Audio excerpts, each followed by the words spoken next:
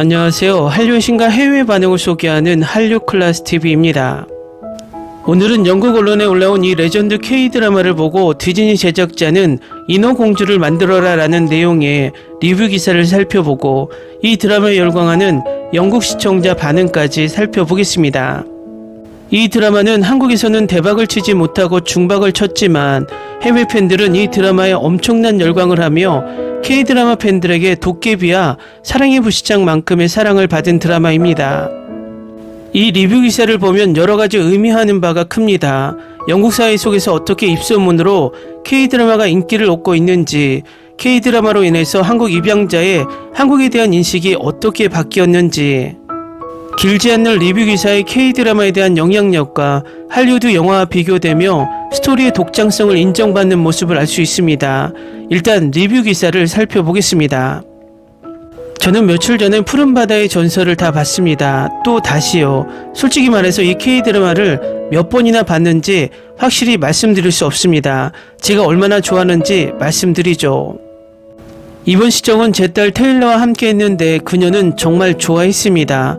5화를 남겨두고 저는 2주 반 동안 서부 해안으로 떠났습니다.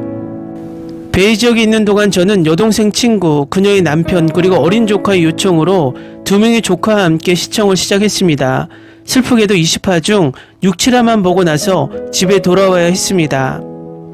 제 비행기가 도착했을 때 테일러가 오후 9시경 공항으로 저를 데리러 와서 그녀의 집에서 식사를 했고 그런 다음 3화를 몰아서 봤습니다.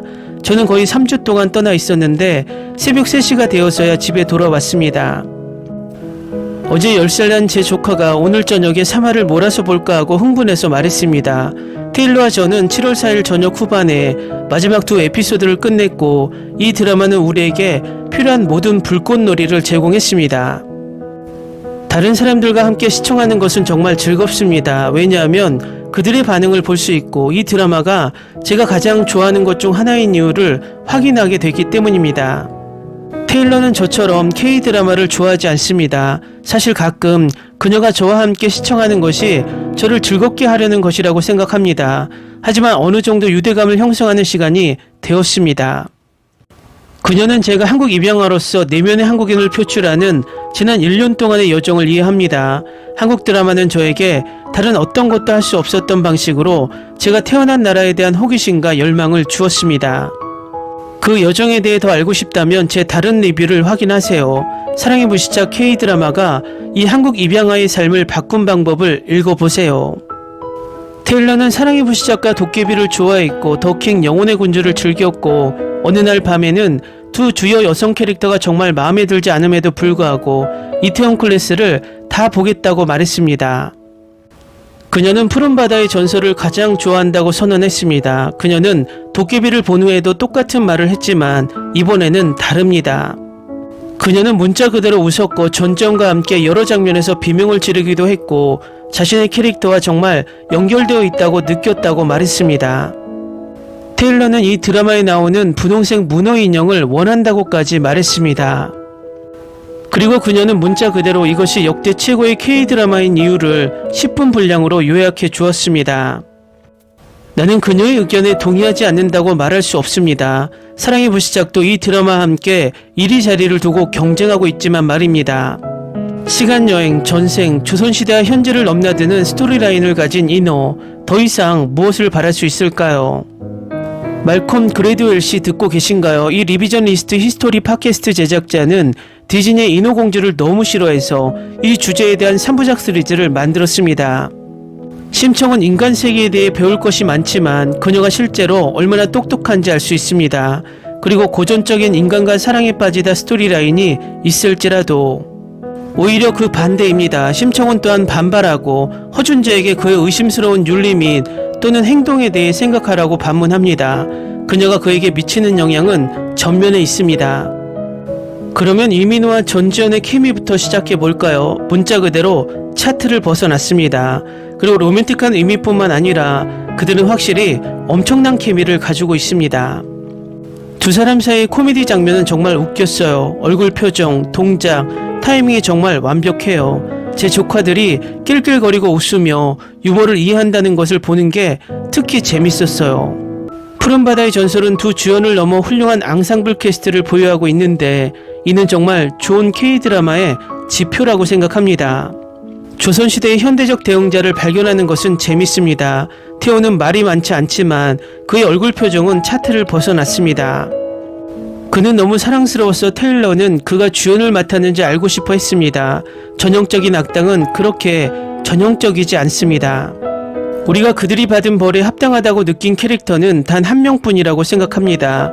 다른 모든 사람은 그들이 왜 그런 사람이 되었는지에 대해 공감할 수 있을 만큼 충분히 발전했습니다.